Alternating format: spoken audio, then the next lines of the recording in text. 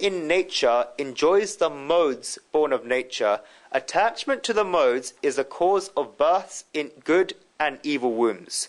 Shri Krishna says that the Purush, soul, remains in and becomes steady in Prakriti nature and enjoys the gunas, the modes born of Prakriti nature.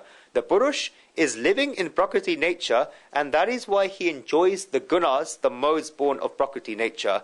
And Shri Krishna says a great thing here, that attachment to the gunas, the modes, is a cause of births in good and evil wombs. I hope this whole concept is becoming clearer. First of all, God has said that you are not the Kshetra, the field, and that you are the Kshetragna, the knower of the field. Then God described Gnan, wisdom, and then Gneha, that which is to be known, the Supreme Brahman, who is Supreme Brahman. Then Shri Krishna said that the discussion of these has been completed, and one who knows the Supreme Brahman, and if one knows the Supreme Brahman, then he becomes one with the Supreme Brahman. Madbhavayo apadayate, he becomes worthy of my state. God has spoken about something on the 10th floor, but we are on the ground floor. God has said the ideal of what the Kshetra, the field, the Kshetragna, the knower of the field, Gnan, wisdom, and Gneya, that which is to be known, are, and all of this is fine, but we want God now to talk about us. Therefore, from the 19th verse, God begins to talk about us. What are we? The two things of Prakriti nature and Purush, the soul, are going on. The Prakriti nature is a combination of the Karya, that is the 5 great gross elements, and the 5 objects of sense, and the Karan, that is the 5 senses of action, the speech, the hands, the feet, the reproductive organ, and the excretion organ, the 5 senses of knowledge, the eyes, the ears, the nose, the tongue, and the skin, the intellect, the ego, and the mind.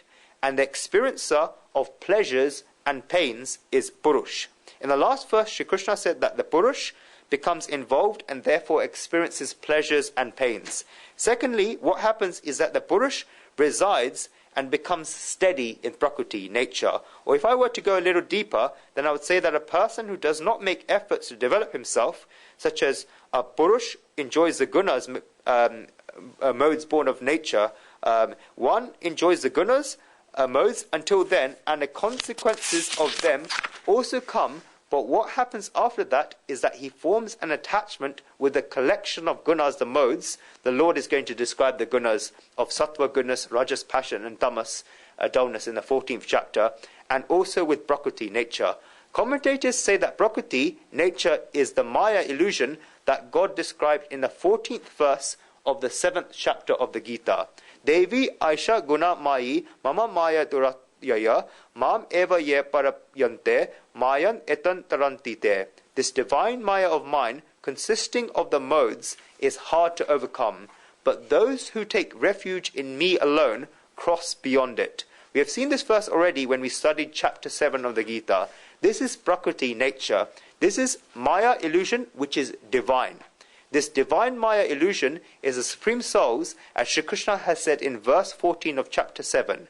Attachment with the gunas, the modes, becomes a cause of human births in good and evil wombs.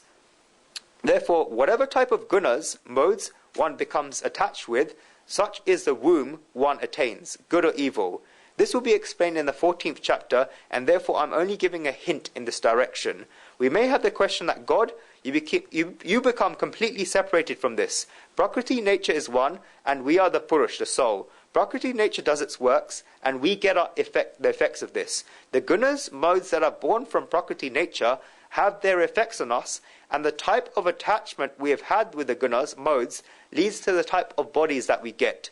But in this whole play, God, what do you do? In this whole game of the Prakriti nature and the Purush, the soul, that is going on, God, do you not do anything in this? God says, no, I do a lot of things. We ask, God, what do you do? The Lord answers this question in the next verse. Verse 22. Upadrashta